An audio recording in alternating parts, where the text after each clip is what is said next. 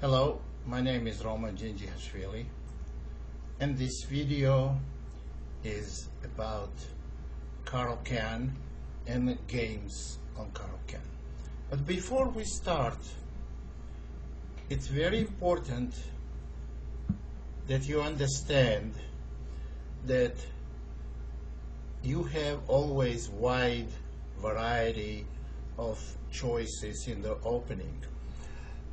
And once you chose the opening, in the opening you have variety of variations to play. Now, Caro Kann, I used to play years ago, but very occasionally. It's not my choice of openings. It's not because something is wrong with Caro Kann. It's absolutely not. There is nothing wrong with Caro Kann, as well as there is nothing wrong with French, but I have never played it in my life. But the reason it's not my choice, Caro Kann and French, because it's rather a passive opening. And I never stood for passive openings, but however, I developed a number of systems playing against these openings. And topic of today's discussion will be a couple of different things. So if I had to play Caro Kann for black, what variation would I choose? And if I had to play with white against Caro Kann, what my choice would be. Now, let me explain something. So, when I played Caro Kann myself, I found some various different types of idea. And for example, I played in one of my most important games of my life. I chose Caro Kann against Duboyevich in the last round of New York International, where it was huge prize for first place, and I needed a draw to secure at least the tie for the first place. I chose Caro Kann. I ended up winning the game and winning the tournament, but nevertheless, I never repeated this opening ever since.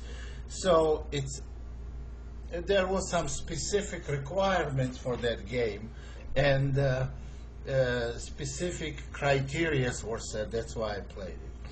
Now, for white and for black, whatever I'm going to suggest on DVD is going to be divided on two parts. First, I'm going to describe my pet variation played against Caro Kann, and I have a bunch of games to show you that played very well against Caro Kann. And then in the end of the DVD, I would show you my choice, by far not necessarily the best, but my choice of Caro Kann if I had to play it for black, my choice of variation. So the variation for white I would choose, if I had to play against Caro Kann, would be ED, CD, and Bishop D3.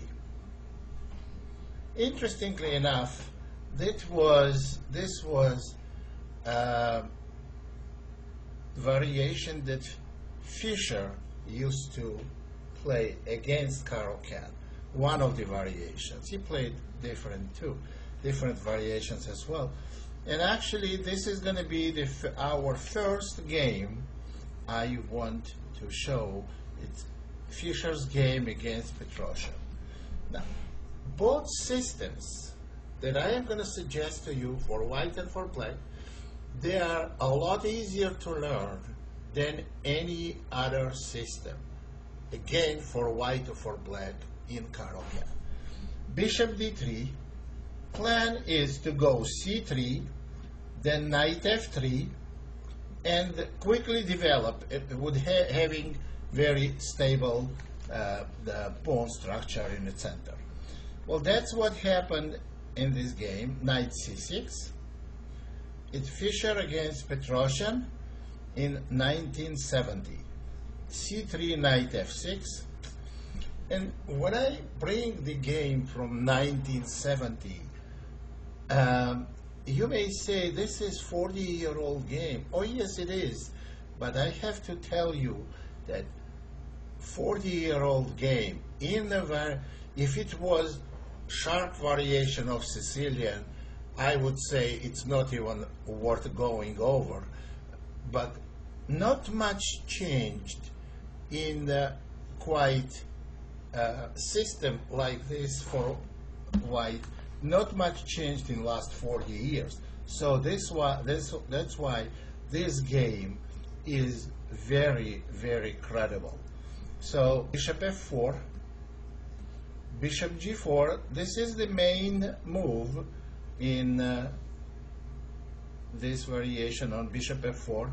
And after bishop g4, queen b3. And two main continuations are queen c8 and queen d7. And we're going to see games on both of them. Okay, but knight a5 was played by Petrosian. Queen a4. Obviously, Petrosian prepared it against Fischer because he knew that's what Fischer plays. Queen c2, e6, knight f3, queen b6. Now Fischer played a move that was not played before. He played a4 move. Well, why would he made a weakness on b3 square? Because on knight b3, white is going to have to play rook a2. Well, but on the other hand, knight on b3 is not standing that well. It doesn't have any future. But the purpose of a4 move before concluding development with castling is to stop. For example, if castle right away, black would exchange their weaker bishop for white's stronger bishop. That's why a4 was played. After a4, rook c8. Black didn't play knight b3, but now knight d2, and now knight b3 option is not valid now. After knight c6, well, you see threatening knight b4. So after knight c6, queen b1 was played, knight h5, bishop e3. Black's knight made too many moves. However, black did not lose any tempos. The reason why, because white also played queen b3, then queen c2, then queen b1, and bishop f4 and bishop e3. The timing is approximately the same, so neither side lost any time, but what black lost is their chance to exchange the light square bishop. Now bishop on d7 is a pretty bad piece. After h6, knight e5 was played with by Fischer right away. Now taking is not acceptable because after d takes e, position is very bad. Queen cannot move because of g4. Knight is lost. And after bishop c5, white can simply take on c5 and go castle. It's a clearly better position for white. Knight may go to b3 and d4. So, on the other hand, black cannot just continue developing because there is a knight takes f7 threat followed by bishop g6. So, after knight e5, black played knight f6. Every move is very logical. h3, stopping knight g4 after knight takes e5. In future, bishop d6, castle. This position is not such a good position for black. They have difficulties. Well, if they castle, which they didn't actually, the white would go f4, and white would have good chances for kingside attack. Meanwhile, taking on e5 is not going to do anything for black, because they just lose a piece. You see, both pieces are hanging, plus the queen on b6. So what happened here, after castling, black decided not to castle. They definitely didn't like this option, because white would go f4 and, well, maybe not immediately f4, although it's nothing wrong with it, because this combination now for black, it doesn't work. Black loses here. Black loses the bishop on e5 after white plays a5. You see, attacking queen, derailing from the diagonal, and then taking the bishop. But after f4, black has no counterplay, and white is going to slowly build very nice attack on kingside. Petrosian played in this position king f8. f4 was played anyway, and bishop e8. Bishop f2, queen c7, bishop h4. White, move by move, improves position of their pieces. This position is overwhelmingly better for white. After knight g5, f5 was played,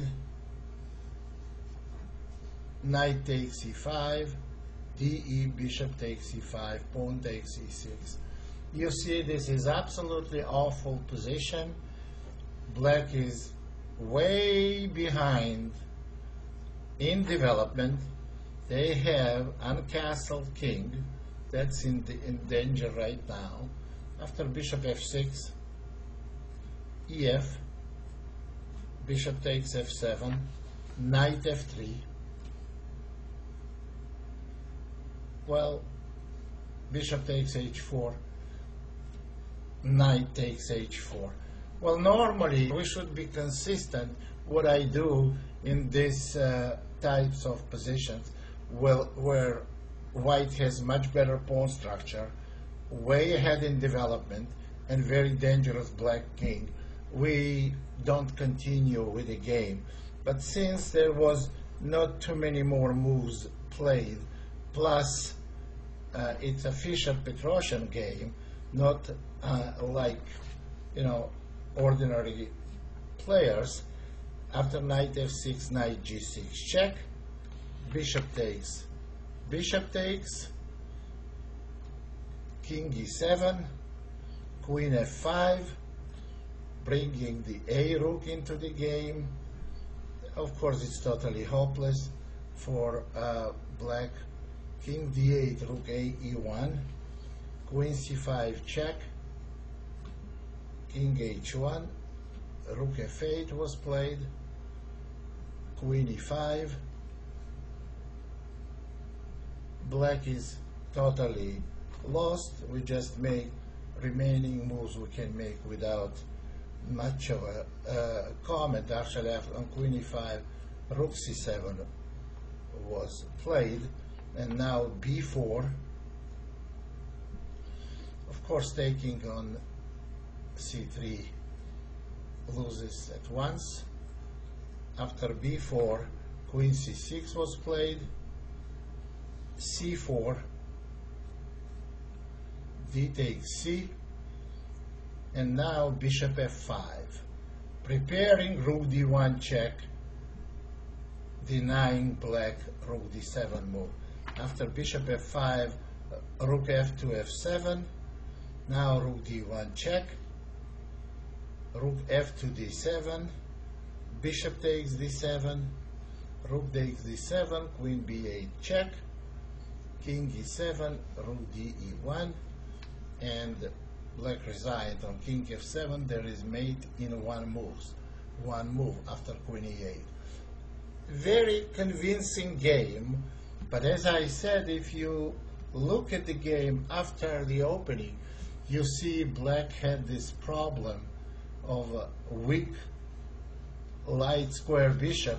If we go all the way back, this is actually why this system is so good, because there is always possibility of giving black bad bishop, and is always possibility for kingside attack. But then, as this system developed further, black found a way, and it was determined that in these positions, black should never play 6 without developing bishop first. They shouldn't keep the bishop on c8. Well, this game we're going to see now, it was played in 2008. It was played 30 years after Fischer-Petrosian game. We are not going to keep the games in chronological order, and the reason for that, to show you that no matter how black plays, and it's not like this opening was slowly developing for white and then for black. No matter how black plays, white always has a clear plan. They may not always have clear advantage, but they will always have a clear plan. And the reason why I am recommending this, because this is not the opening for World Championship match. This is the opening for every Joe, for every chess player, and this DVD is for every chess player. And that's the best way to stay on track, because when you play this opening, you have a clear plan. So now let's look at this game played between two relatively strong players. Actually, with white was former world champion woman, Yu Fan, and there was woman grandmaster played for black as well. So, knight f6, bishop f4, bishop g4, queen b3, queen c8. Now, this is one of the most popular ways to play for black, and black's bishop on g4 after they play e6 will stay outside of the pawn structure, black's pawn structure, and they're not going to have a bad bishop. So queen c8. As a matter of fact, there was a game also played against me. I played in world championship matches in active chess in like half hour, like a short time control, and I played this system, and I got overwhelming position against Karpov, and I made a terrible blunder and lost. I like this position for white. Knight d2, e6, knight f3, bishop e7. Castle, black played bishop h5 first, which doesn't really make much difference. Knight e5 and bishop to g6. I don't like this continuation for black, because now white has two bishops, and white played h3 move. It's not necessary to play h3, but purpose of h3 is not h3 move. In case black goes knight h5, white wants to hide bishop on h2. So h3 was played, and knight h5 was played, and bishop h2, bishop g5. Well, black is trying to exchange bishop. Maybe, well, if white goes rook e1, then bishop f4, and maybe on g3, bishop d6. But even that is not good, because they're gonna simply lose a pawn, and bishop g5 choice is not good. Nevertheless, white didn't play rook e1, they went f4, and after bishop e7, knight f3. And on knight f6, rook a1 to e1. It's a huge advantage for white. Black has no safety for the king. Bishop on h2 is good. It's good supporting piece for f4 pawn, and potentially it may open after pawn sacrifice. So rook a e1, bishop d6, knight e5, knight e7, preparing to bring the knight on f5, queen a4 check, king f8, and queen c2. Every white piece is aiming on black king side. After king f8, queen c2, bishop c7 was played. It's very difficult for me to see a clear plan behind bishop c7.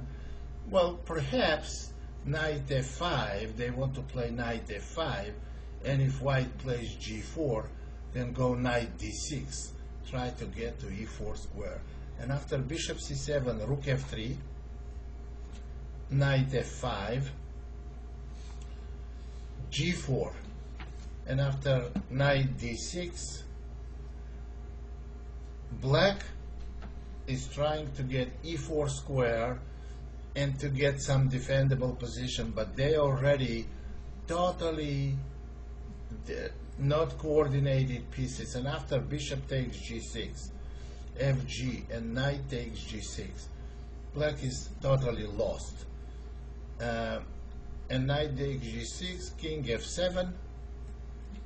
White has rook and 2 pawns for 2 pieces, which is not that great in the middle game. However, the king position and totally passive pieces, such as queen on h8 and rook on a8, they give a white decisive advantage. f5. There we go. Now, if pawn takes, there will be possibly bishop takes d6, followed by queen takes f5, and now multiple threats by white. After f5, black played rook e8, bishop takes,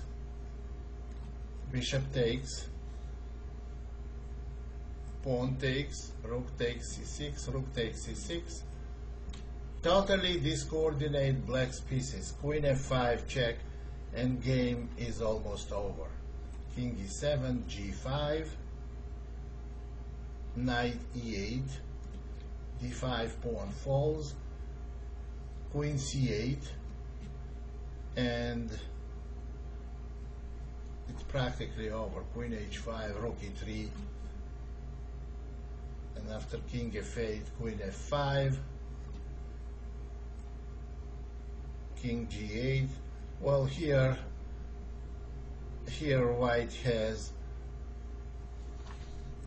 simply queen e6 and either take the knight on e8, or after king f8 there is a possible g6 move. There's a multiple ways that white can win this position. Well, this is interesting. So here black lost again, and not because they had a bad bishop like in Fischer-Petrosian's game. Well, this black lost because As I said, either black is going to get the bad bishop or white is going to get chances for developing the king side attack. Here's the game played in 2007 between two players rated 25 and 2400. There are two very strong players.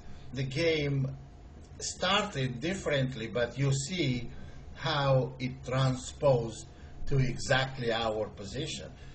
Well, d4, d5, it's a strange beginning of the game, but we will see the same exact position. e3, knight c6. Of course, I don't recommend you to get to this position this way. cd, ed, knight f6, and bishop d3. So we got a different way, but to the position that we analyzing. Okay, in this position, after bishop d3, bishop g4, queen b3, queen c8.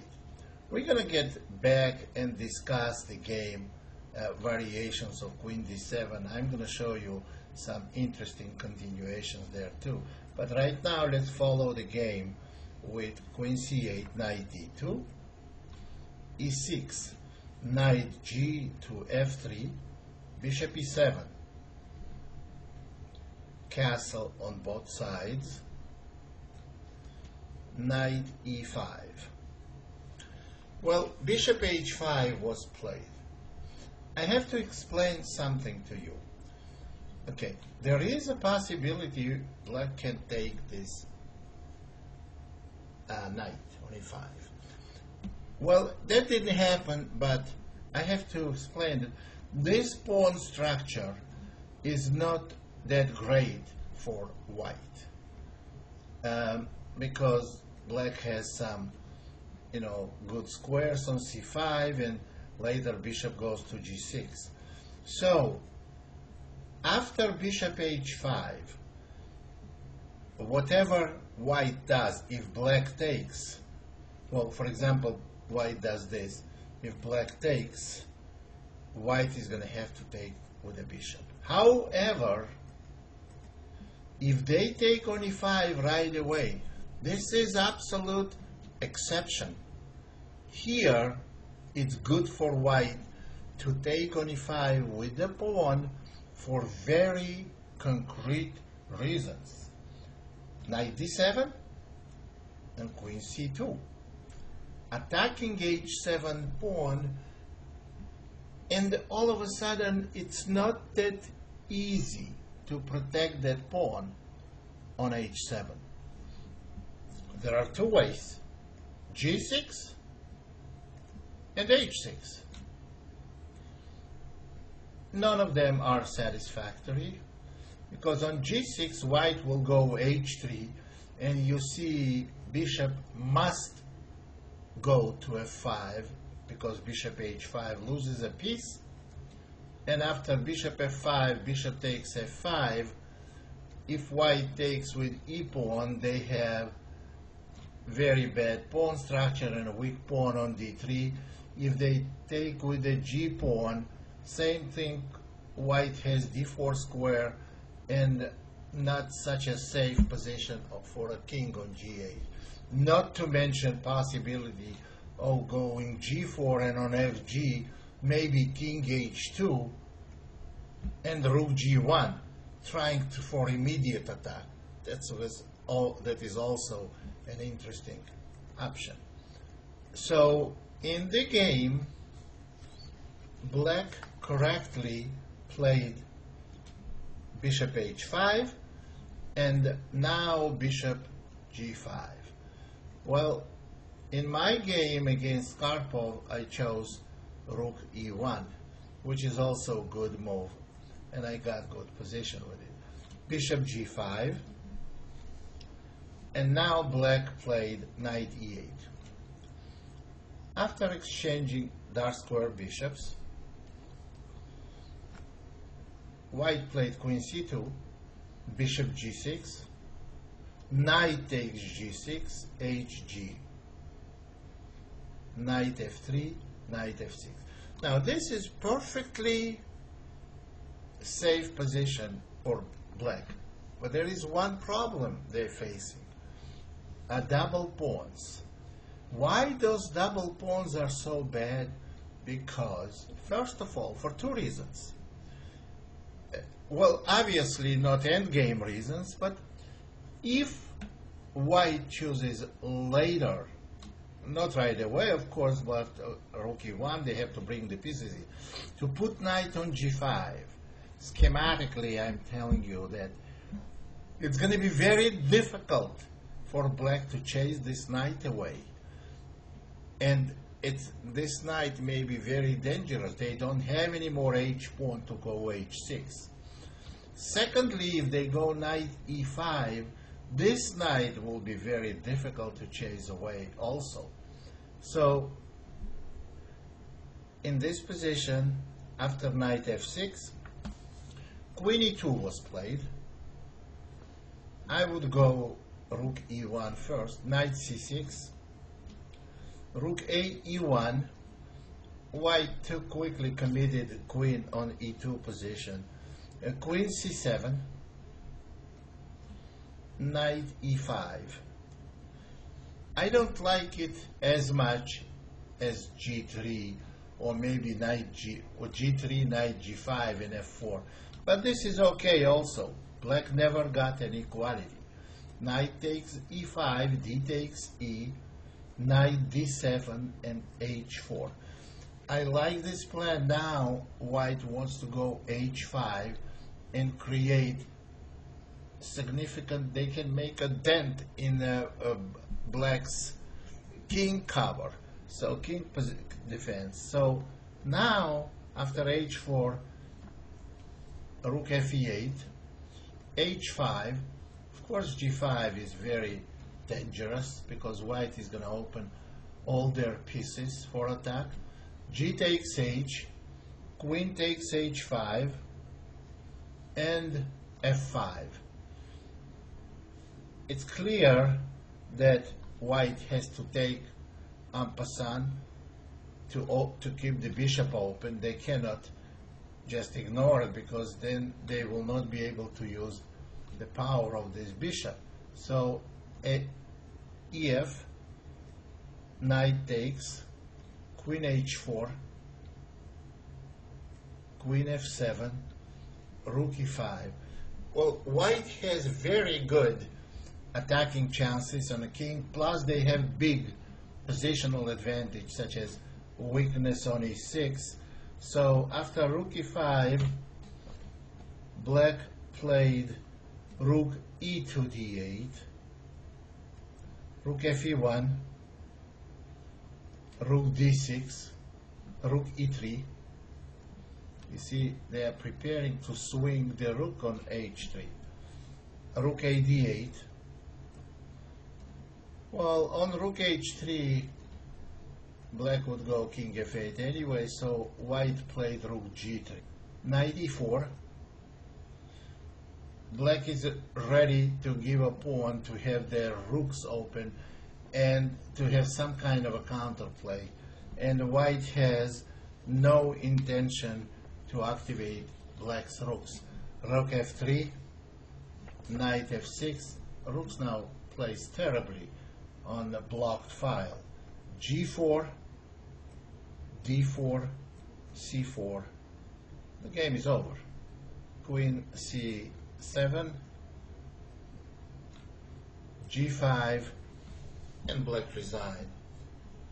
Very simply played game by white.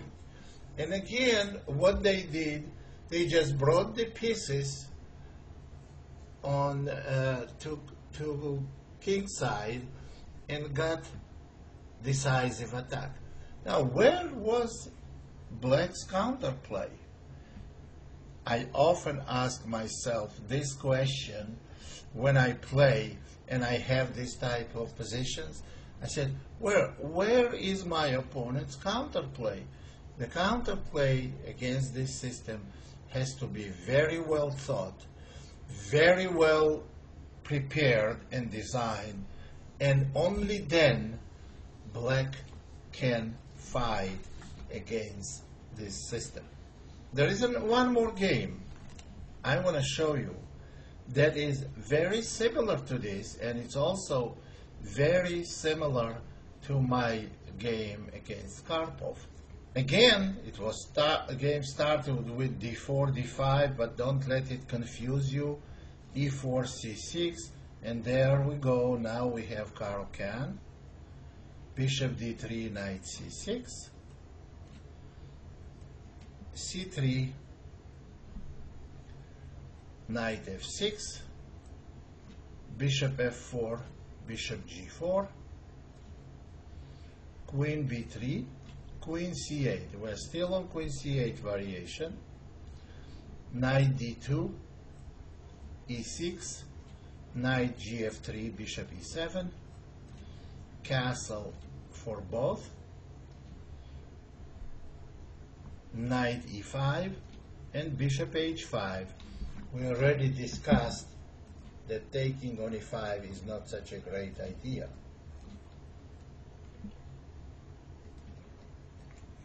Bishop h5 was played. Well, and in this position, we just saw in the last game white played bishop g5, and I played in my game against Karpov rook a2 e1. In this game, white also played rook a2 e1. Knight takes e5. Well, now we have to take with the bishop. Bishop g6. Bishop takes g6. hg. And queen d1. This is exactly my game with Karpov. Queen d1, idea is to go h4 and g4. The game was played maybe 25 years ago, and this game was played 2 years ago. Now, after queen d1, b5, rook e3, preparing to swing the rook on a king side, a5, and h4. Rook a6. In this position, I played g4 myself and played h5 next.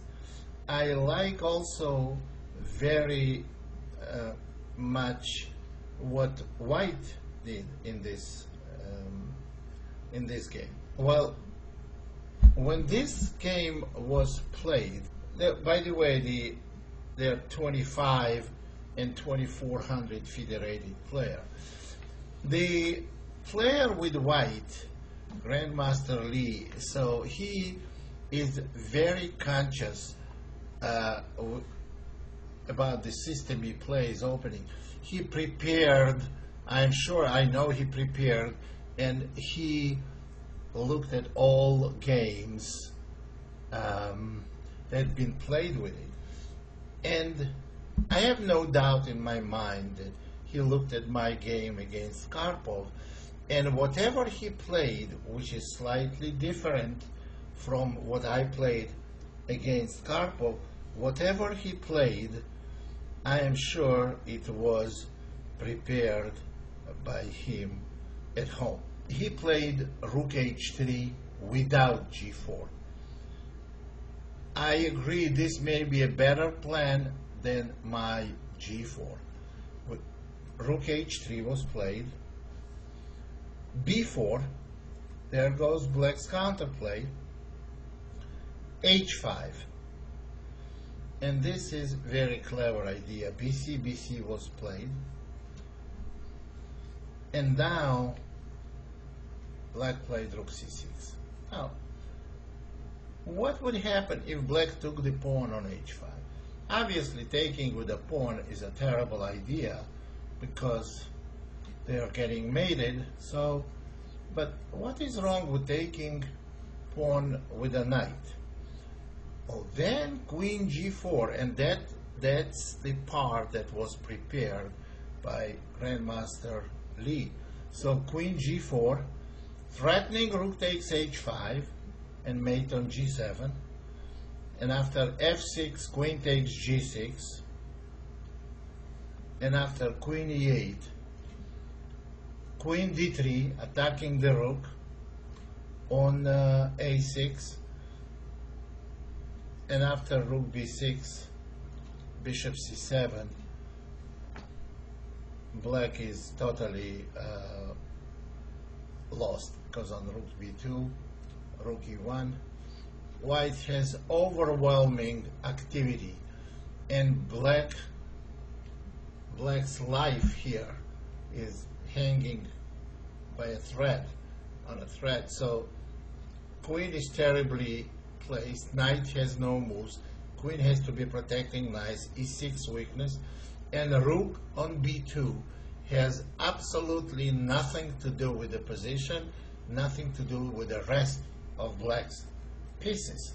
So that's why that was such a good idea to go h5, and after bc, and rook c6, white played hg, fg, protecting c3 pawn and attacking g6 pawn, and after g5, queen g6. This game is history. Queen e8, queen takes g5, queen f7, queen h4. White has extra rook, overwhelming position, and after queen g6, rook b1. You see, now this piece is attacking king's position, and rook is coming from b file. White has extra pawn for that. But white's position is equivalent to a two-pawn advantage. They have compensation for two pawns. Meanwhile, they have an extra pawn. So game is practically over. And a few moves later, black resigned. Actually, very interesting, very instructive, but most of all, very thematic. If you know what you need in the opening, what your main ideas are, you just have to follow the road, follow the plan, and on the way there you have to calculate a couple of two-move variations, but keep focused on your plan. And this is good example of this kind of strategy. Okay, since I'm not bringing those games in any specific order, I just want to show you the game, actually very surprising, that was played on significantly high level, 2450 FIDE player against 2600.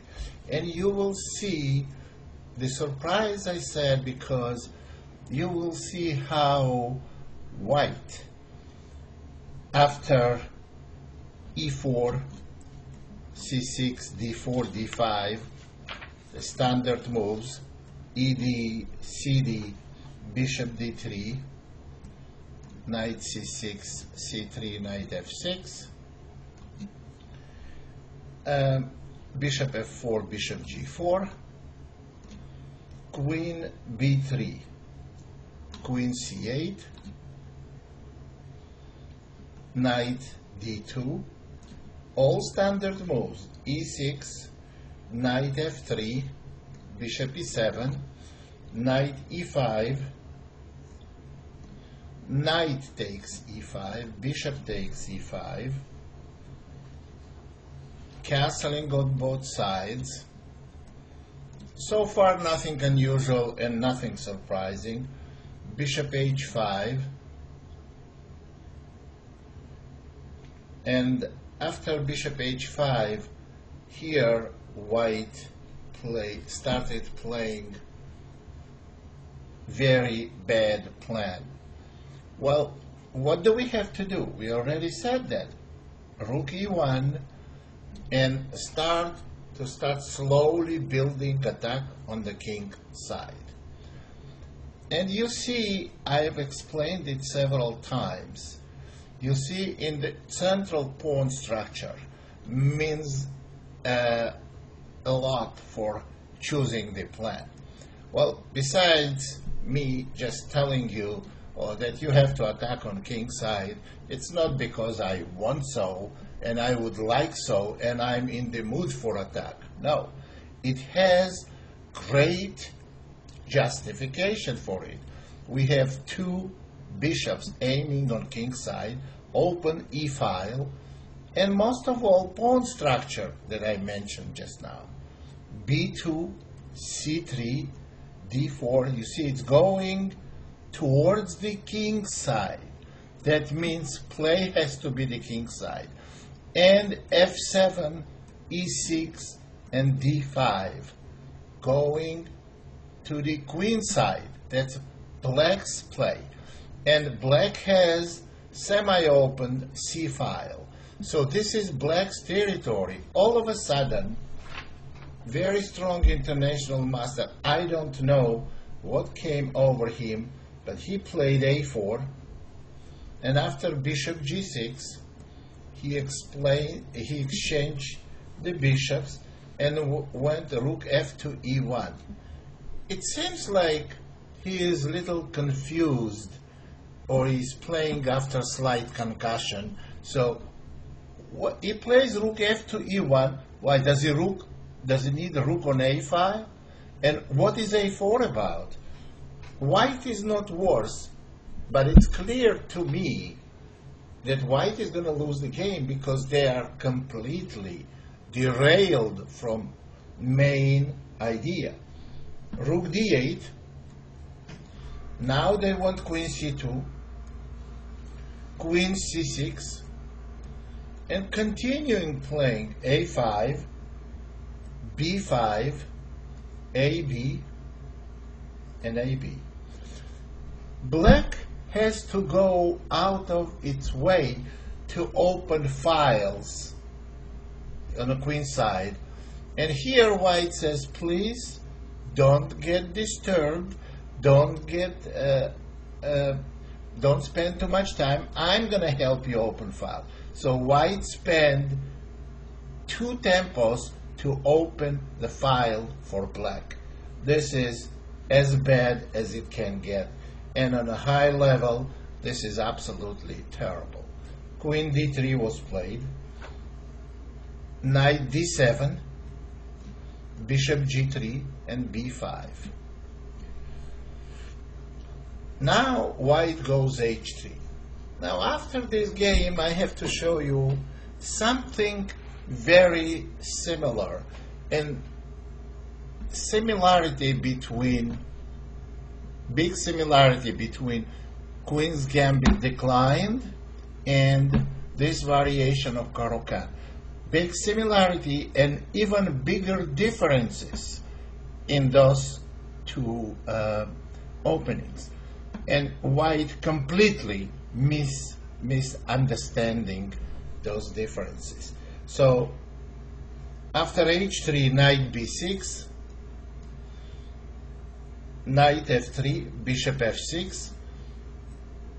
Black doesn't want white knight to go to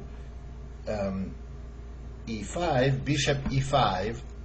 Of course, black is not going to take, but black is going to let white take on f6, which puts the pawn on f6 and still stop knight from coming to e5. Knight c4,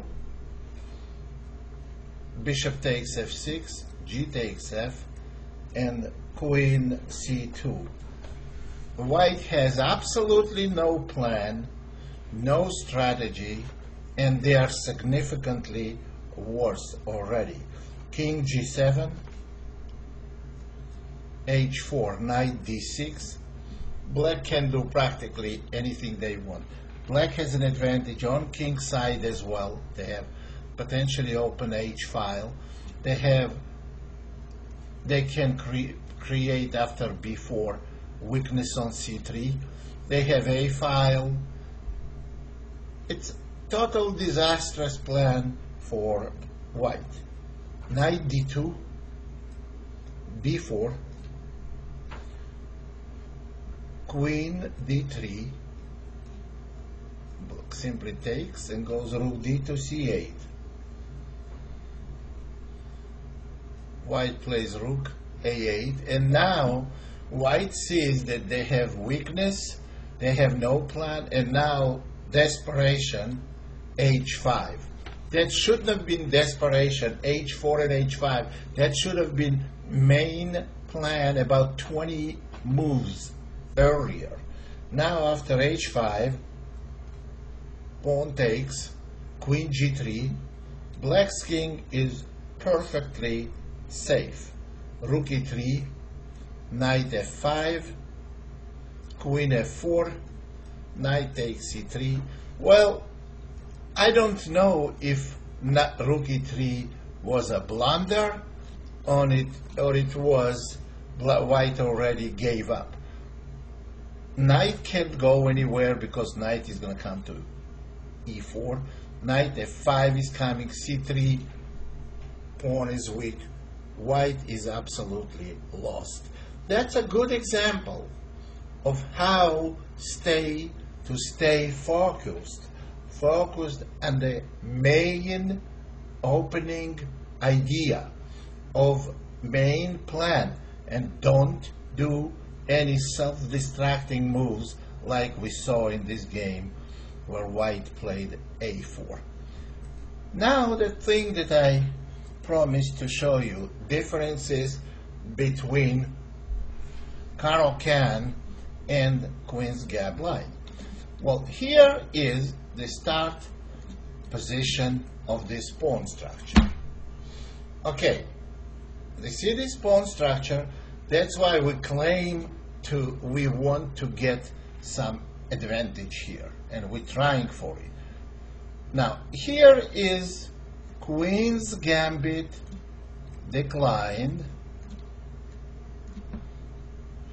You see, in this position, white would never take on d5 because black will have a chance to put bishop on d6. But white plays knight c3 and after knight f6. Now they take on d5. Now we have reverse pawn structure, but white has little advantage here because black is not going to have a chance to go bishop d6 ever in this game. On c6, for example, there is queen c2 move, and white is going to go e3 and bishop d3. The first thing the black is not going to be able to do is put the bishop on d6. Second, bishop on f5. Here on bishop d6, for example, they're going to have some problems with after e4, and there is also a possibility sometimes knight takes d5, which in this case actually not that bad for black. But putting bishop on d6 after you have your knight so severely pinned is not such a good idea. And in Caro Kann, we never give black to do the same to us. That's why we delay development of the knight on f3, that black cannot go bishop g4. And if black goes bishop g4, we don't go knight f3. We don't want to get pinned. So we go queen b3 and create all this place we just looked. So we have one important diagonal and second important diagonal.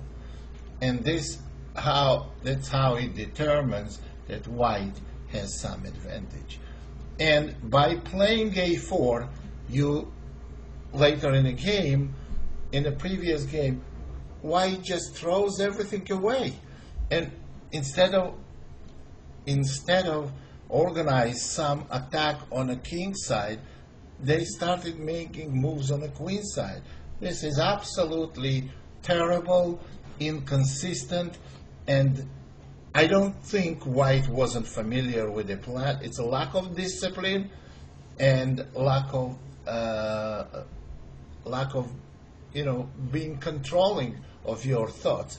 If you don't control your thoughts has to be aimed for bringing your main plan to life. This was actually an interesting game we just looked. Now, I want to show you one very interesting game I played on the internet. Well, that was semi-blitz game, but the interesting thing is that I'm familiar very well with all the plans, all the possible continuations. That's why I give myself a liberty of showing this game. ED-CD, bishop d3, knight c6, c3, knight f6, bishop f4, bishop g4, queen b3, and there is a queen d7 move. The reason why queen d7 wasn't that popular years ago is because white goes knight d2, that's what happened, e6, knight f3, and if black continues the main plan, then white will go knight e5, attacking the queen, and queen has to lose a tempo and go to c8, because taking on a5 will be disastrous for black. White is going to take with a pawn attacking knight and threatening bishop b5. Black simply loses a piece. But lately they started playing frequently actually this continuation, and after knight f3, bishop takes, knight takes, and going bishop d6. Now, winning this pawn on b7 is not such a great idea because black gets a lot of play. Now, threatening is rook b8 and rook takes b2, and if white goes queen a6, black still gets good counterplay. For example, rook b6, queen goes on a4 e5. White has some certain difficulties, and it's known that black has the compensation. Well, here is the plan that I came up with, and that's why I wanted to show you.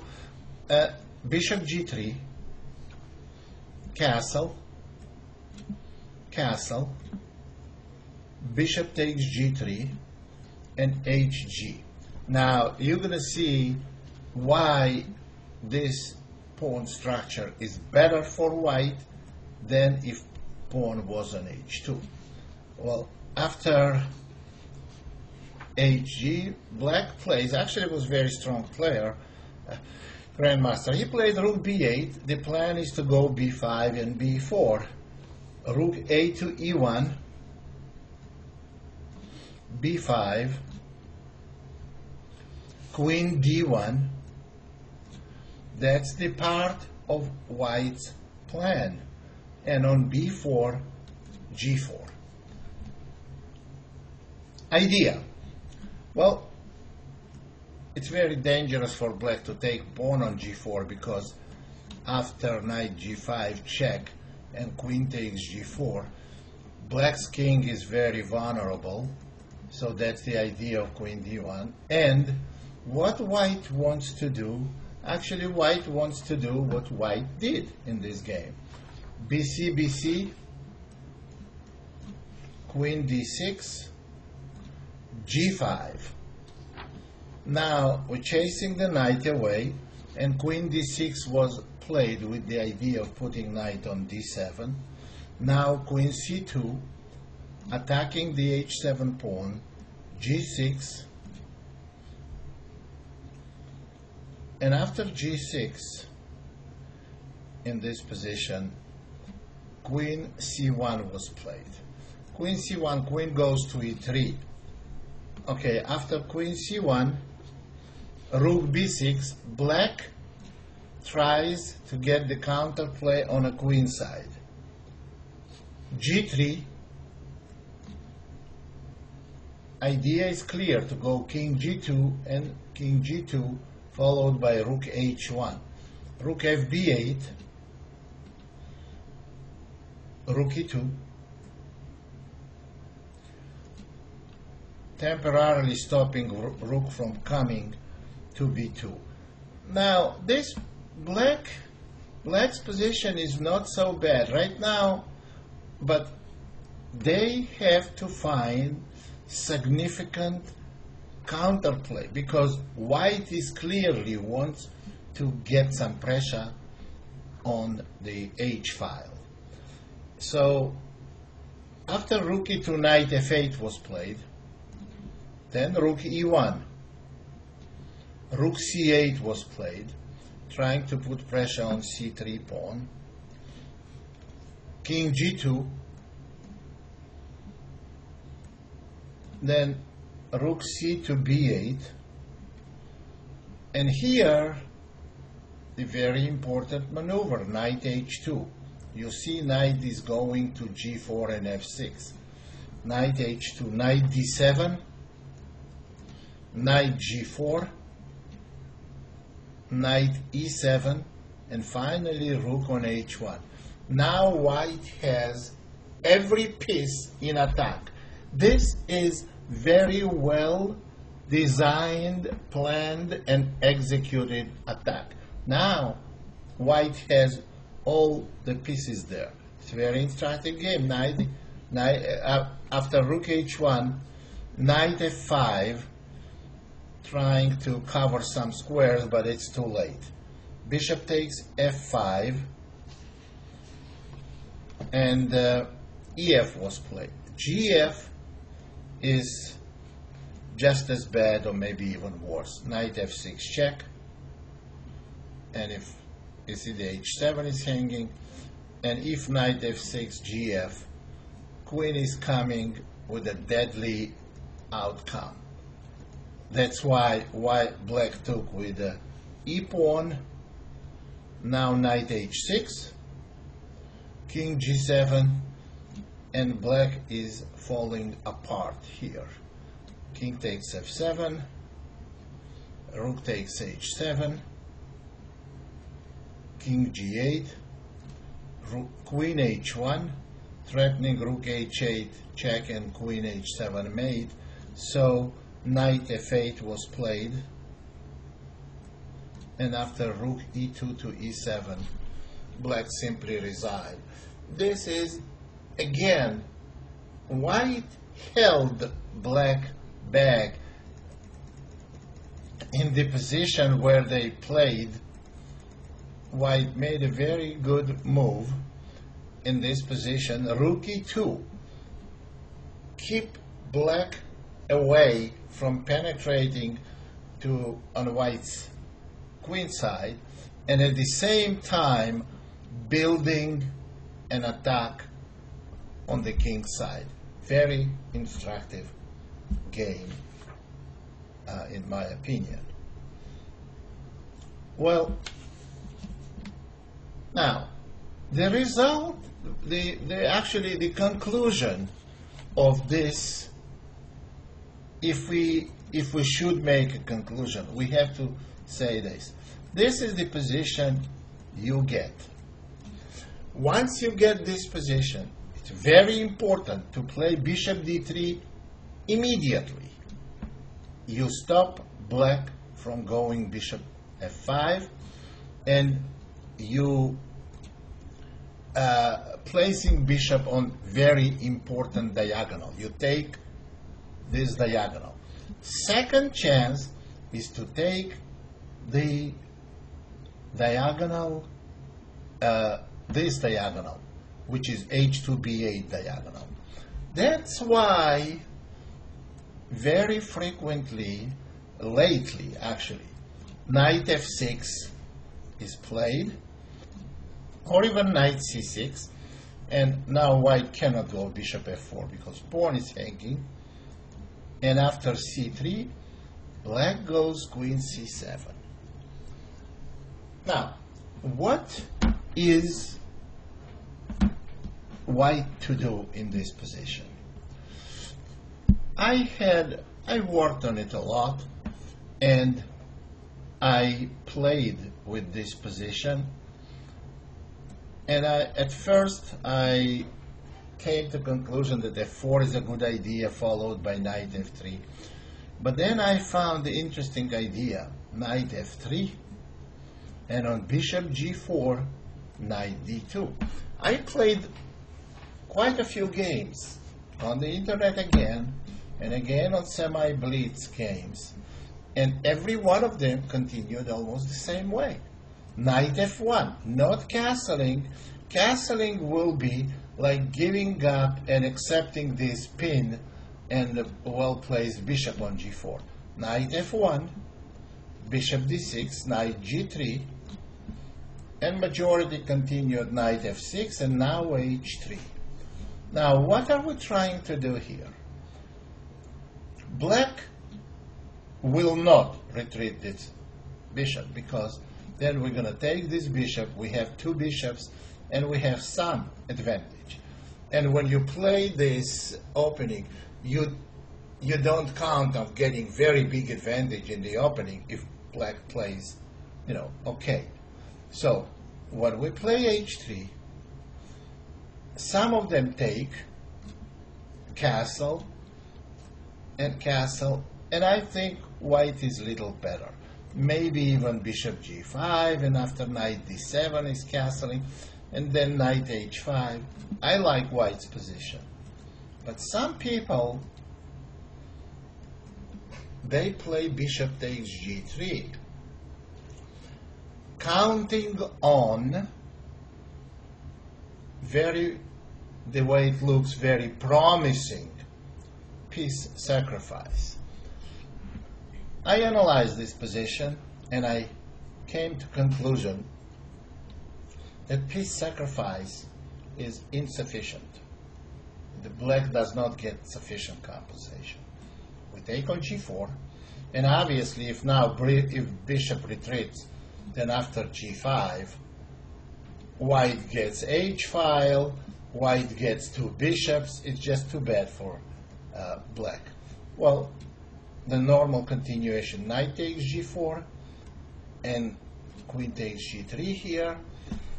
Well, let me explain something about this type of piece sacrifice.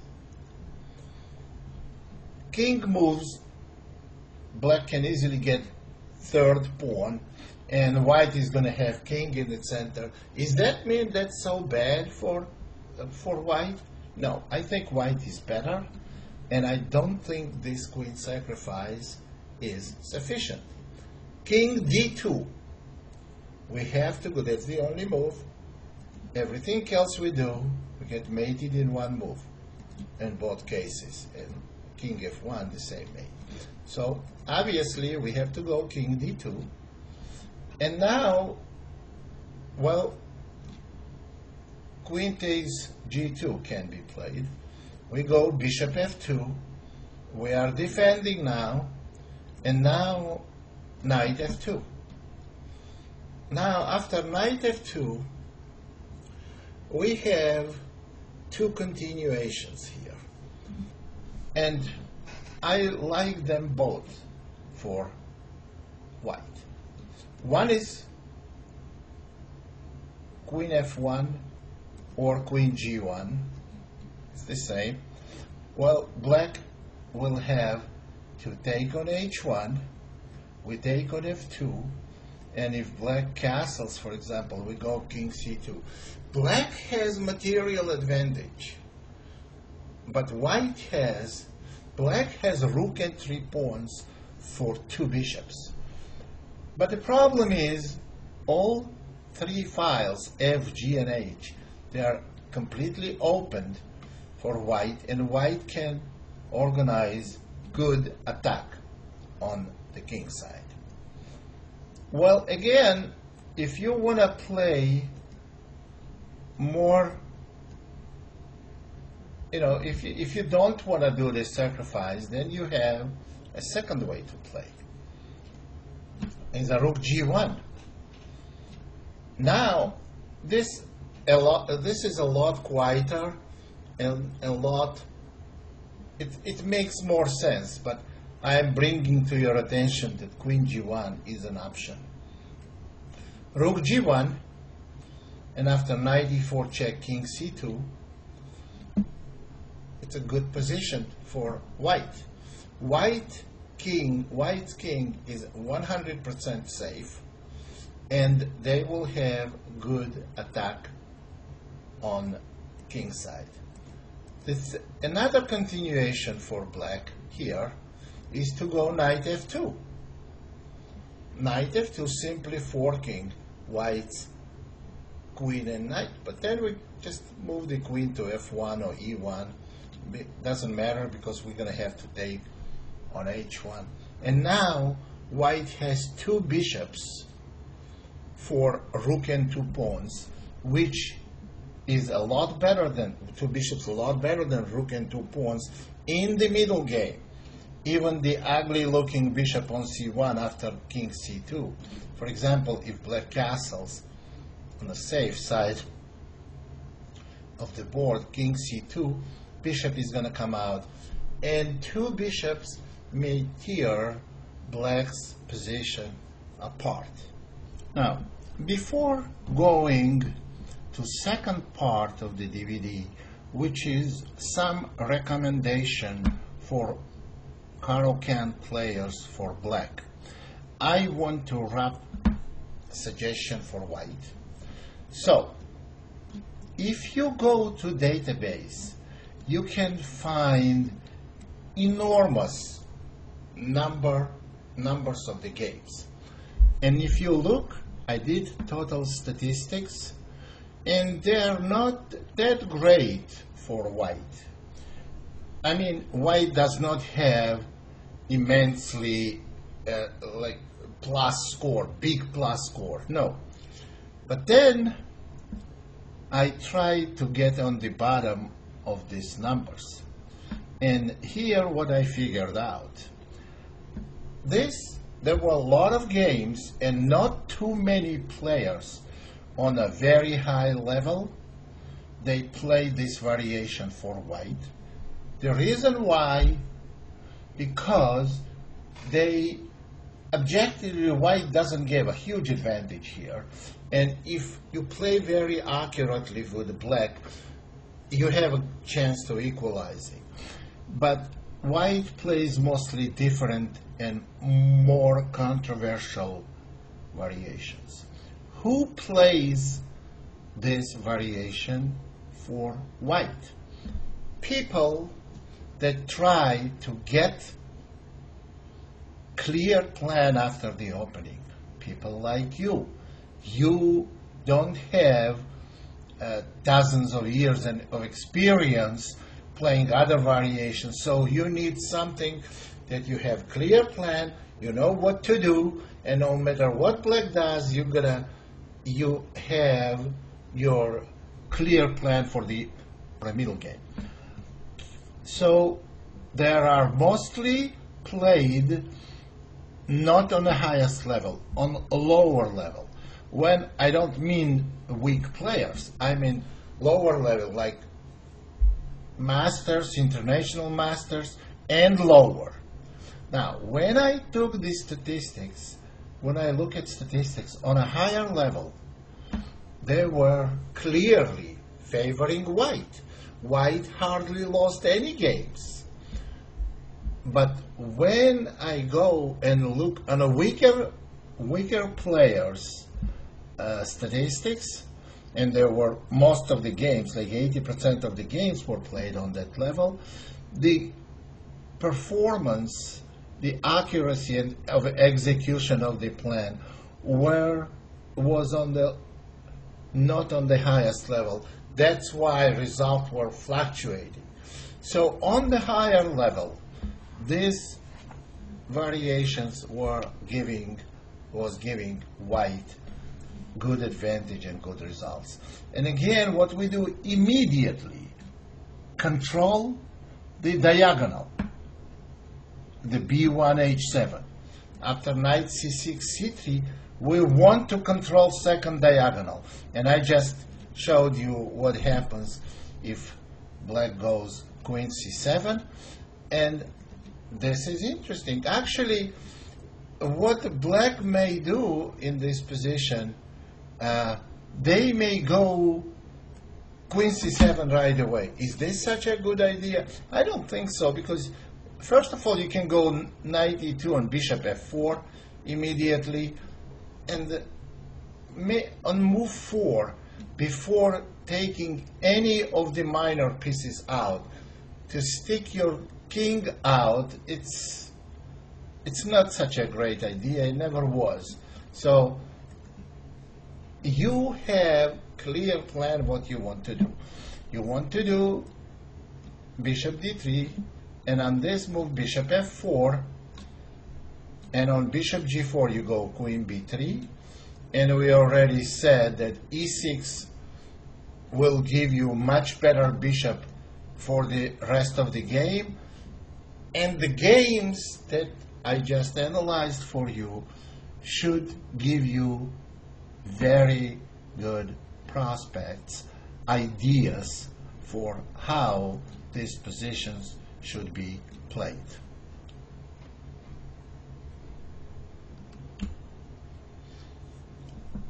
And finally, I wanted to, in a conclusion of that variation for white with ED, CD, and Bishop D3, I have to tell the last segment of this variation where I showed you a piece sacrifice for black, an idea of going Knight D2, Knight F1, and Knight G3. Just very last segment. There are not too many games in database. There are no games on database because it's the idea what was developed for me very recently, and it hasn't been long enough for games to appear in database yet. And now finally, let me give you some suggestions about playing Caro Kann for black. And again, criteria, the way I pick variations for white or for black, in Caro Kann, 2 knights defense, or in any opening at all. Again, I said it many times, and I'm going to repeat again.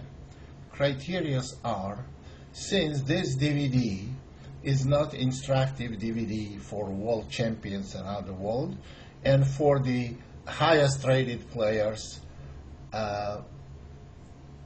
in chess. This DVD is for average players, average to strong. And what takes priority is easy way to play the opening where you know what the plan is. Same thing I want to suggest now for black. As I already mentioned, it's my personal pick. I wouldn't play Caro Kann if I had a choice, and I do have a choice, so I don't play it.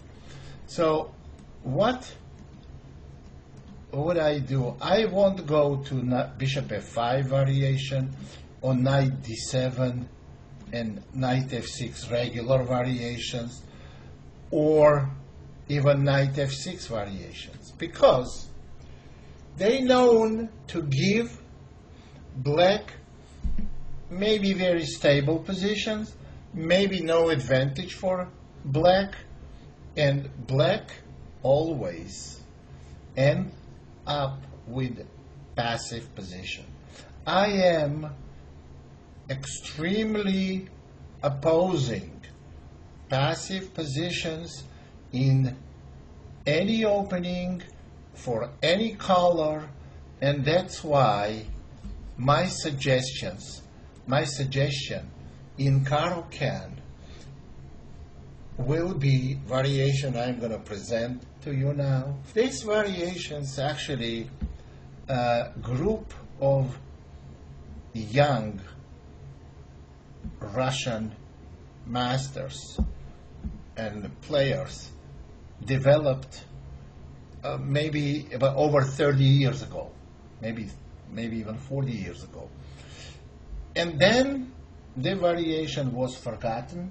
It never had blessing of top players.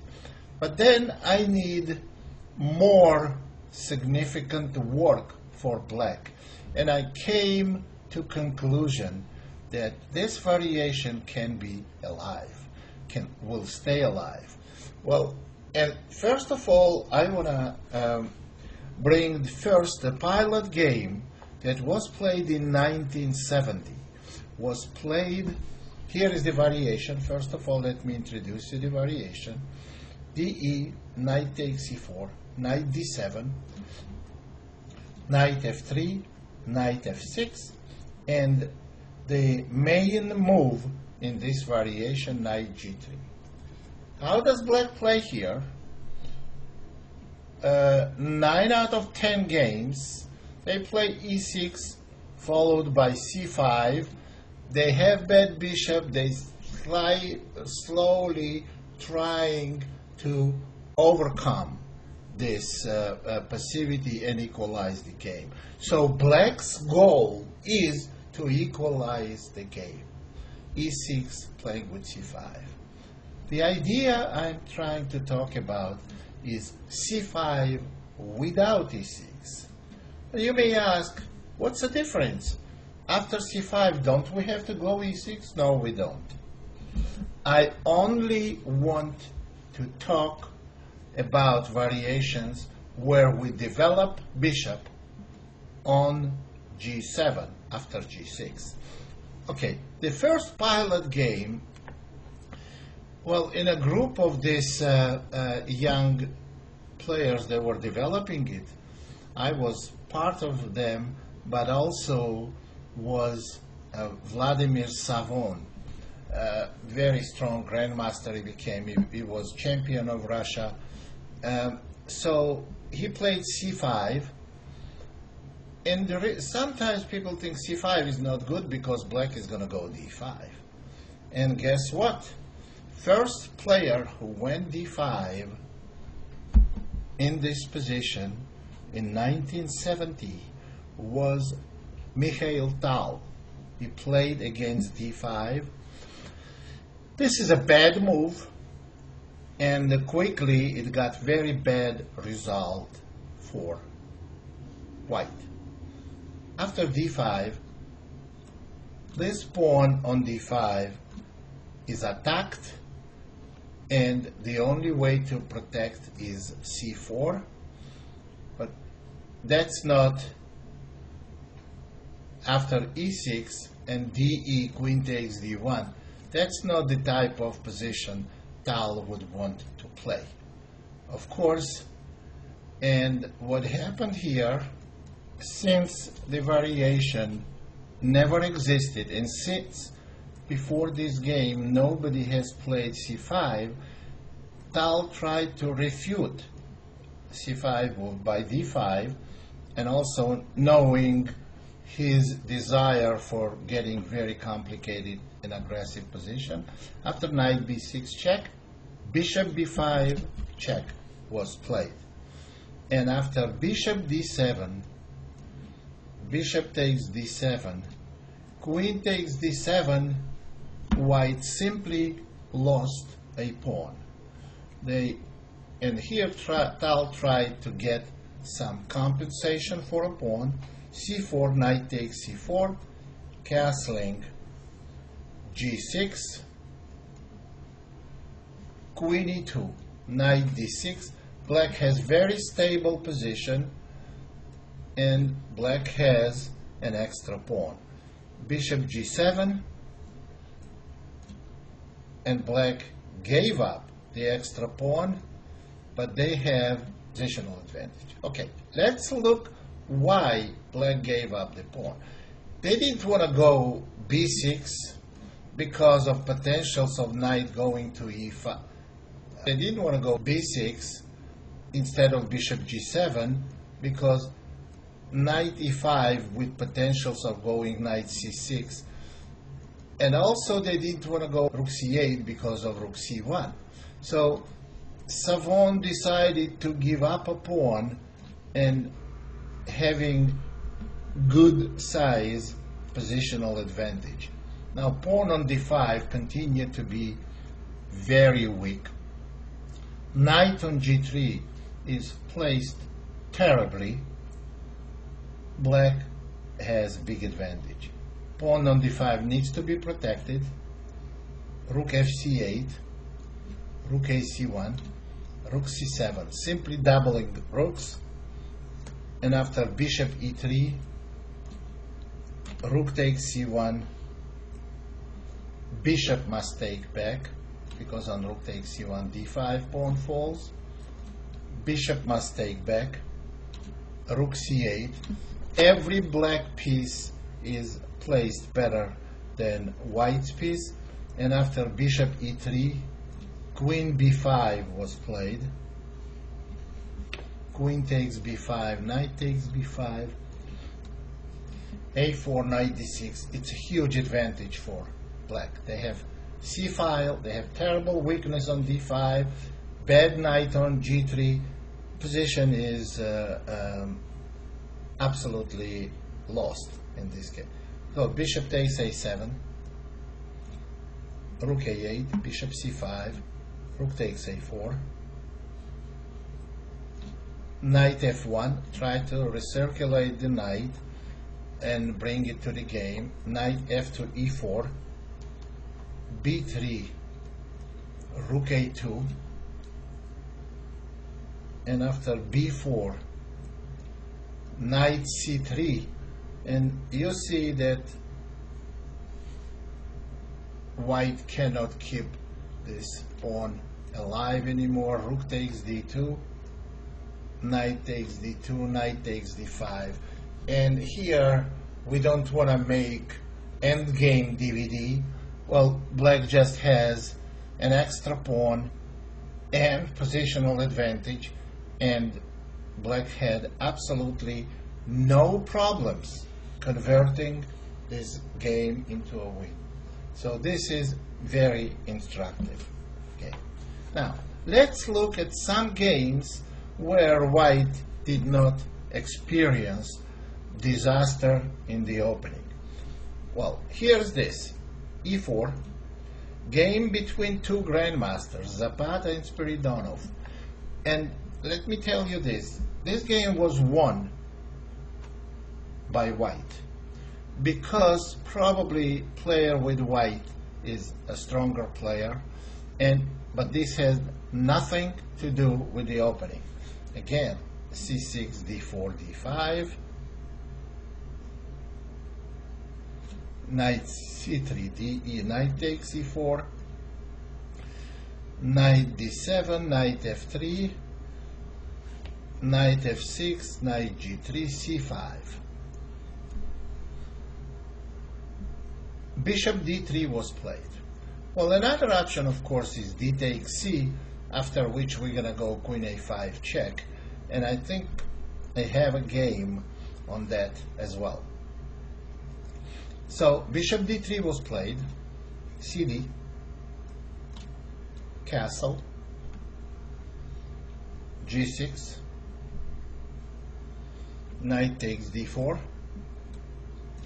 bishop g7, rook e1, castle, black castle, c3, knight c5, bishop c2.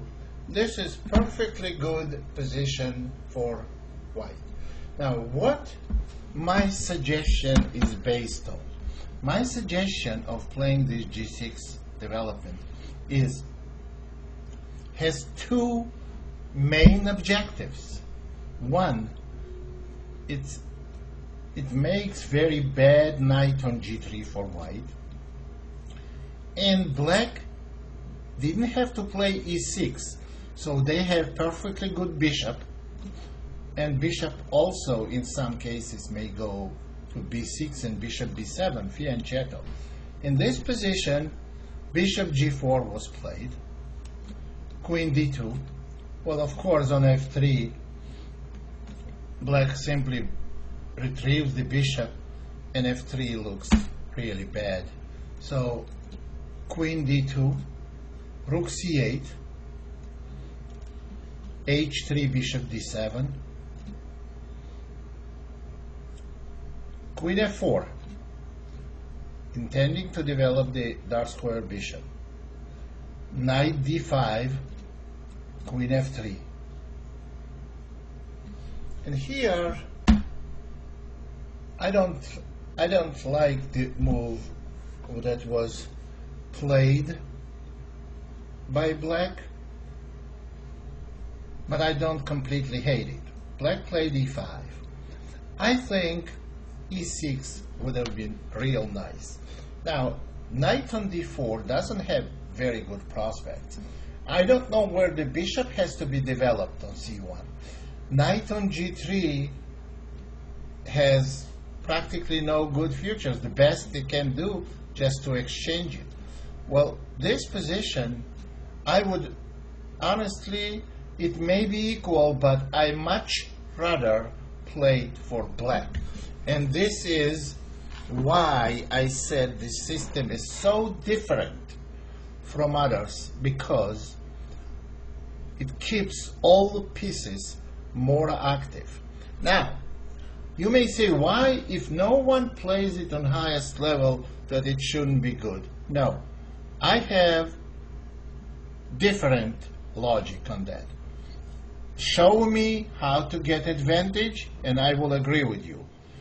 I don't trust any well-known opinion about it before I see the proof. I haven't seen any proof from any games was ever played.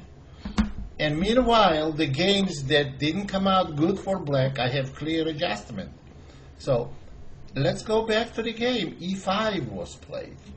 Instead of e6, e5 was played. It's a hyperactive move, but queen takes d5, ed.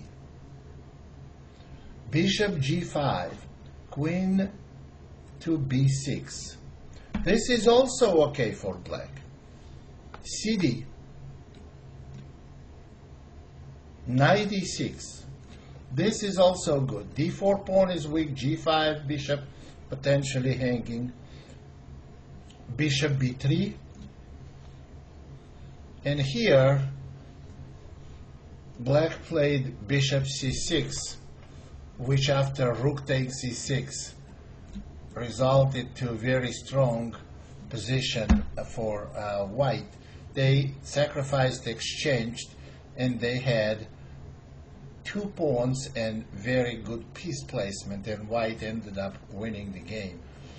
I like here bishop takes d4, and after bishop takes d4, I don't think white has even shadow of the advantage. Well, that's my opinion. Of course, on queen to d5, we're going to take on f2 and then take the bishop on g5. And next move may be bishop c6, or even knight takes g5. It's a very playable position. So, what can we say about this game? Again, in this position, first of all, I like e6 very much because I like the dynamics of this position for black.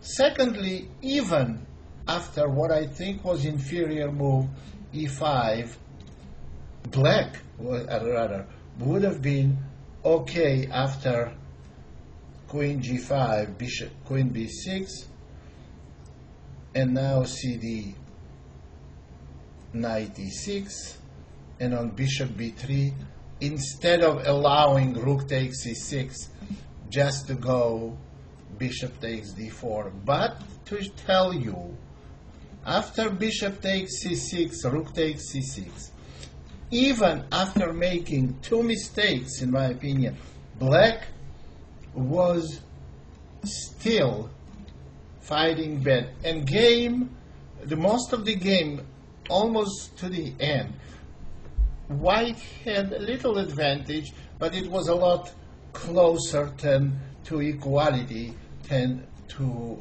anything else. Queen a5, rook c1, and now queen d8 was played.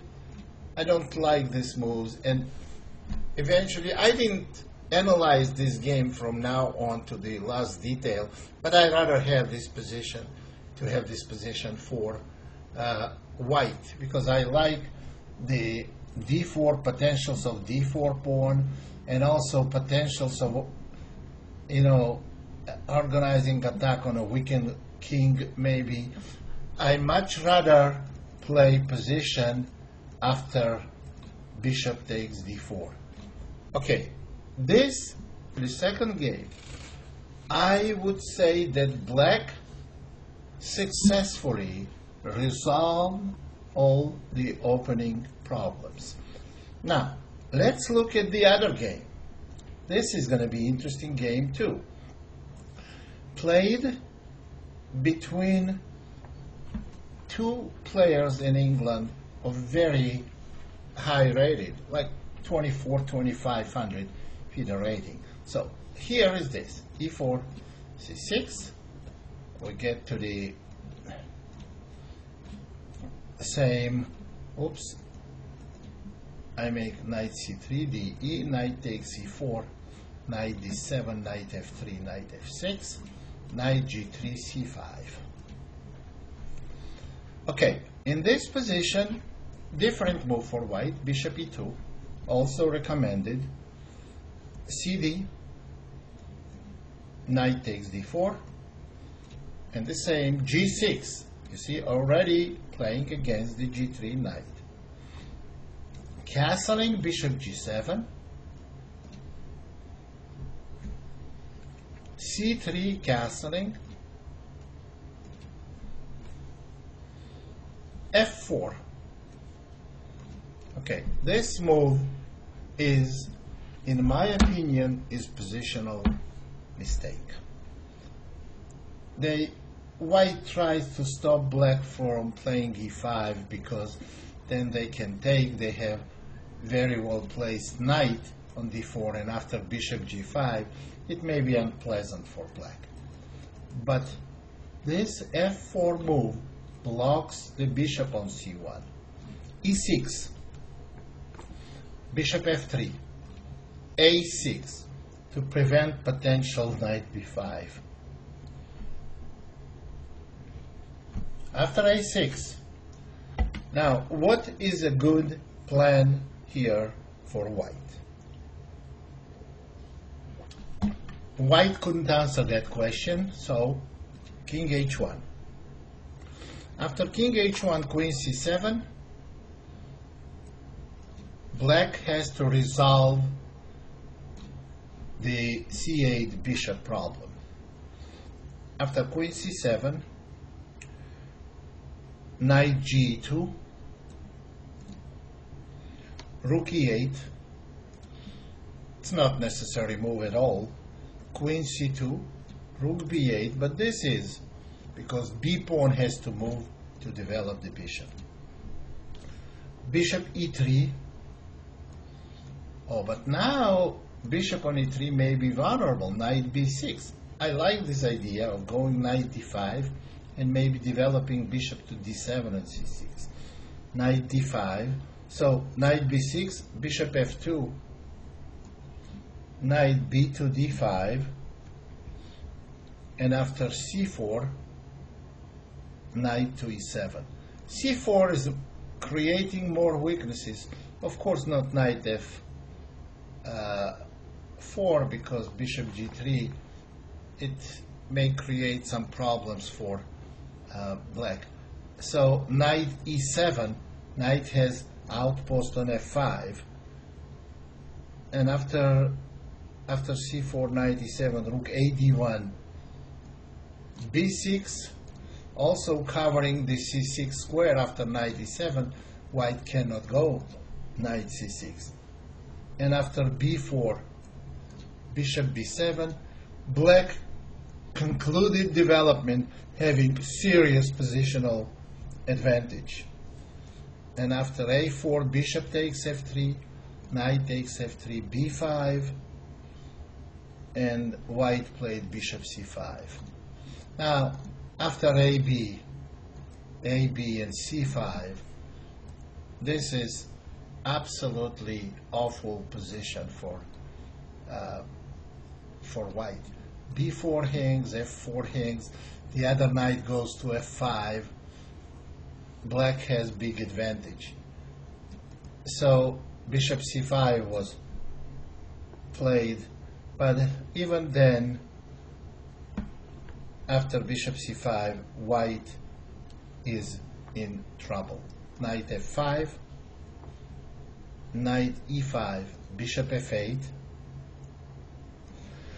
bishop takes f8, rook takes f8. Now knight e3 is threatening that the bishop on c5 is gone. And after queen b3, ba, queen a3, of course not taking the pawn because of the same threat. And after queen a3, queen b7. Now b4 is weakness, black's knights are better, and it's absolutely terrible position, and white lost in very few moves. Okay, next game is, I find it very, very interesting because game was played on very high level. Actually, it was played by French grandmaster with white against relatively less known IM. Here is e4. It was played in 1995. c6, d4, d5, knight d2, de, knight takes e4, knight d7, knight f3, knight f6, knight g3, c5, bishop d3, cd, knight takes d4, g6, castle, bishop g7. Well, we are seeing here how the top players reacting to this rather unusual plan. It's usual to me because I've seen so many times developing bishop on g7. Now c3, castle, rook e1, knight c5, bishop c4, bishop g4. Well, trying to provoke f3, which can never be good. It's just weakening king side and taking f3 square away from white's pieces. Queen c2 was played, rook c8, h3, bishop d7, bishop f4. It's always good to play a6, first to try to go b5, and second prevent white's pieces from getting to b5. So a6 is a useful move, a3. This is a little mystery to me. Well, the only thing I could think that because white is running out of a constructive plan, out of ideas for constructive plan, a3, bishop a4, b3, bishop d7. Now black wants to play b5, not allowing white's bishop to go to a2. And after bishop d7, bishop e5. I don't think bishop a4, bishop d7 plan was that great, but after bishop a4, after simply going queen b6, this is okay for black. Or they could even go b5, and on bishop a2, rook e8 followed by e6. Maybe not immediately e6 because of bishop d6. Knight will go to a4. Black has very, very satisfactory position. Bishop a4, b3, bishop d7. Now, in this position, white goes bishop e5, and now black goes b5. Bishop f1, queen b6, all black's pieces perfectly developed. White has potential c3 weakness. That's why black played bishop a4, provoking b3. Rook a d1, rook fd8, b4, knight a4, and knight b3, bishop e6. This, I would say, already a very good size advantage. Weakness c3, c4 square, bishop d4 was played, queen c7, knight c5, knight takes c5, bishop takes c5, rook takes d1, queen takes d1, and knight d5. Big advantage for black. And after c4, knight c3, queen c1, bc, knight e4, knight takes c4, rook takes c4, queen c6. Well, white has to struggle to get the pawn back. After queen c6, rook e1, and now c3. Bishop takes e7, bishop c4. White's position is absolutely lost. c3 pawn is way too strong, and black is totally winning. Game ended in a very few moves. Game has lost the purpose of going on. So big advantage. And again, against player of very high caliber, it's French Grandmaster Eloy Rilange. Okay? So now we will go to one interesting game played just a couple of years ago, played between 26 and 2550 rated grandmasters. You will see the interesting outcome of it. So game is between Kadir Gusseinov, who is over 2650 rated FIDE player, played against a little lower rated player, Vladimir Erdos. So e4, let me show you some very instructive mistake made by black, and a good suggestion for black also. e4, c6, d4, d5, knight d2, de, knight e4, knight d7, knight f3, knight f6, knight g3. Of course, you may ask, oh, there are other continuations such as knight takes f6, knight e5, or maybe bishop c4, but they are not guaranteeing giving any advantage to white. It's known that knight g3 is the best and most challenging alternative. So c5, bishop d3, cd, knight takes d4, g6, castle, bishop g7, familiar position to us, rook e1, castling, c3, a6, bishop c2, every move is a standard move, rook e8, bishop g5, h6, bishop e3 and e5. I don't like this move.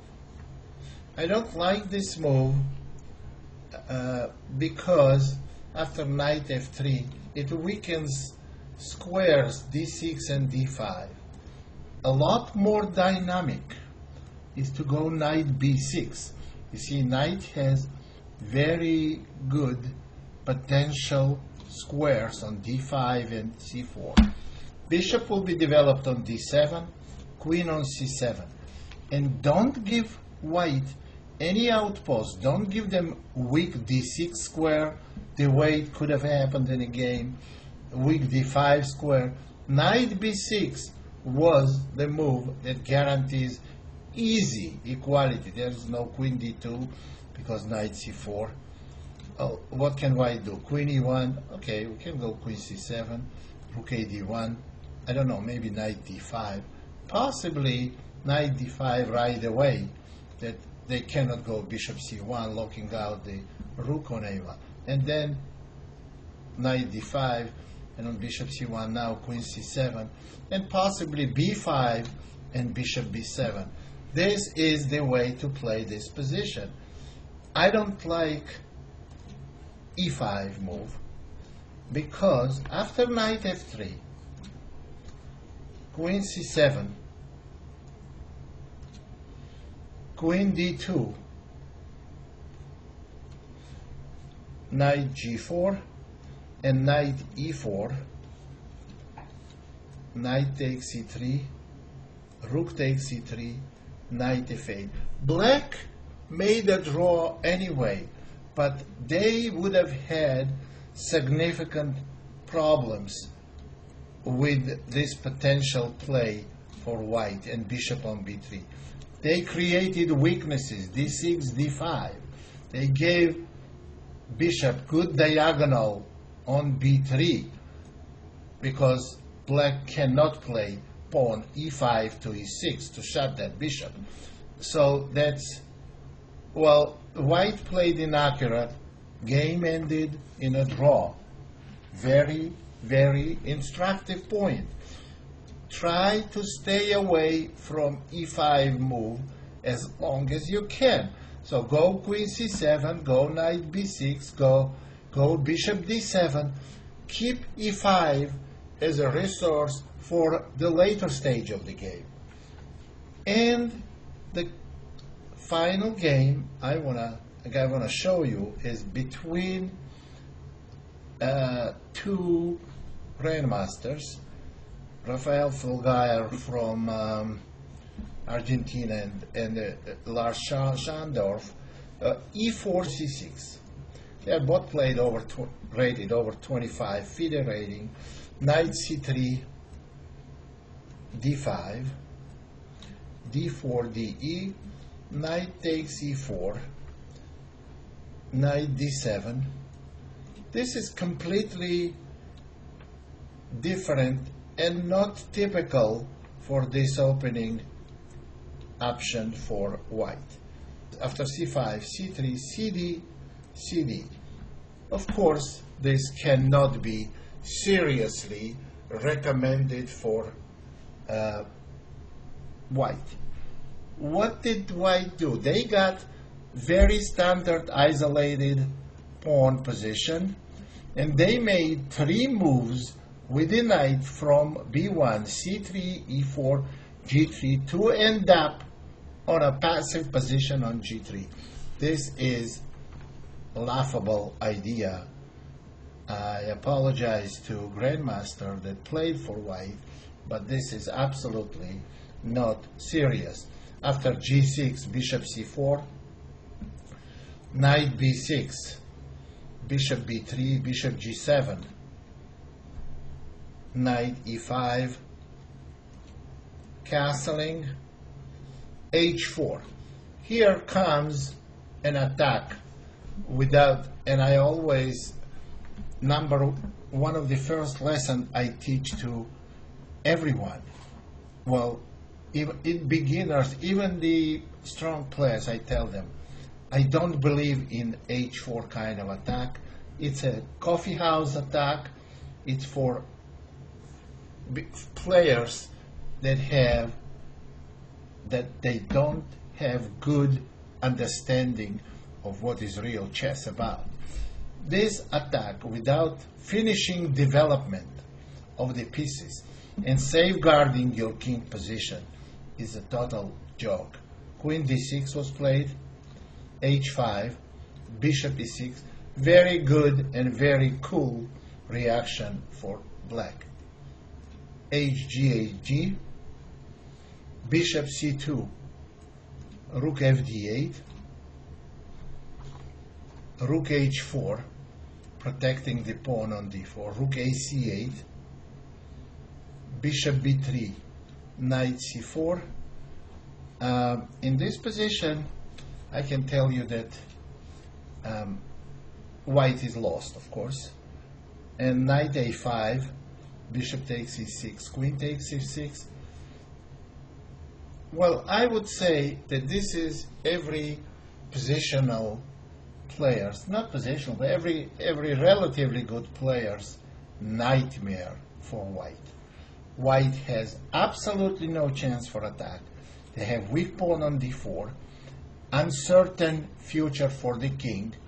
White is totally lost. Black got totally winning position and missed a couple of easy wins later in the game.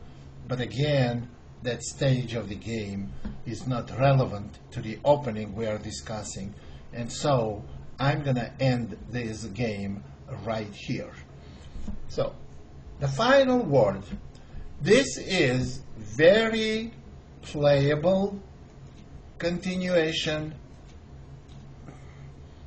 It's very playable continuation for black. And I think it was dismissed by black, and black, it doesn't get attention that it deserves. Black, I don't know how to get an advantage for white, and I've seen almost every game that was played with it. But then again, the theory, modern theory, it's something that is not popular today, was popular 10 years ago, and will be popular 10 years after that. So, and I hope this is one of those variations of the Caro Kann that Caro Kann player should take very serious in their preparations. So you got yourself good idea, and you probably got more educated about Caro Kann for white and for black, that I presented now two very interesting variations. So play them, and I believe it's going to make you a better chess player and better in the opening. And in the opening, you will come out a lot better than you used to. So thank you very much, and I hope you learned a lot. Bye-bye.